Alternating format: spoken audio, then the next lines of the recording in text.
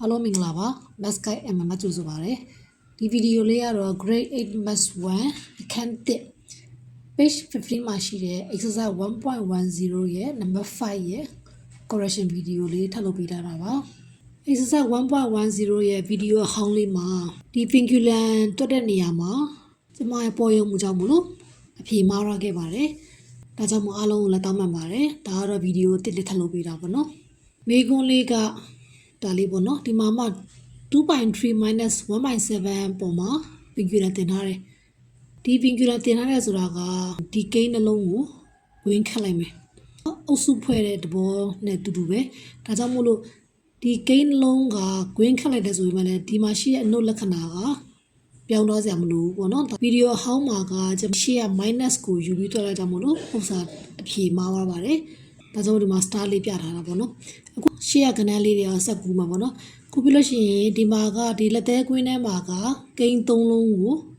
ရေးထားတယ်အခုဒီ vinculum တွဲထားတဲ့ကိန်းနှလုံးကိုလက်သေးကွင်းနဲ့ခတ်တာဖြစ်တဲ့ကြောင့်မို့လို့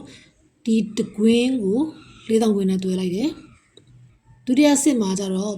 2 plus 3ကွင်း 9/4 minus 4000ကွင်း 5/4 minus ဒီကွင်းထဲမှာရှိတဲ့ပိုင်းငယ်တစ်ခုကိုပိုင်းချီညှိမယ်21ဖြစ်အောင်လုပ်တော့ဒါ2.3က 40.21 ဖြစ်သွားမယ် minus 1.7က 3.21 ဖြစ်သွားမယ်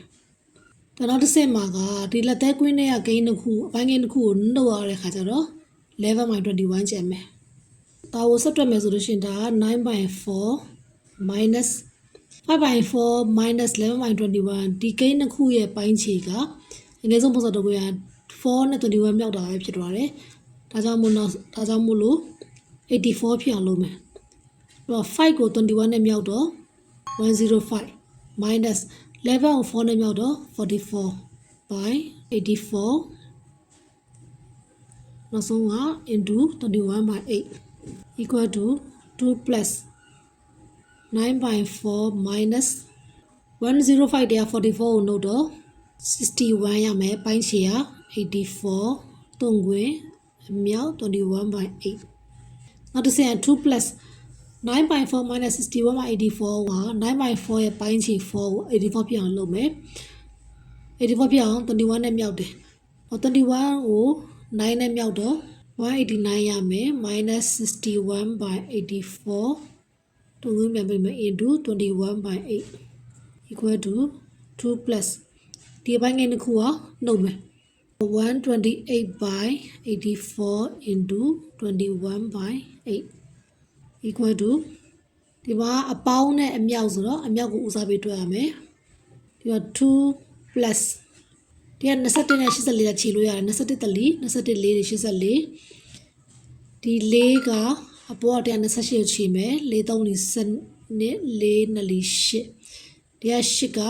ဒီ32ကိုခြေမယ်ဆိုတော့2 plus 4ကျန်မယ်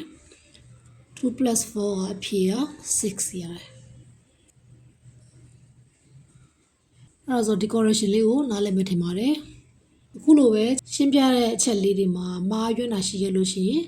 ထောက်ပြပေးလို့ရပါတယ်အားလုံးအဆုံးထိကြည့်ရှုပေးတဲ့ကျေးဇူးတင်ပါတယ်မင်္ဂလာရှိတော်လေးတွေဖြစ်ပါစေ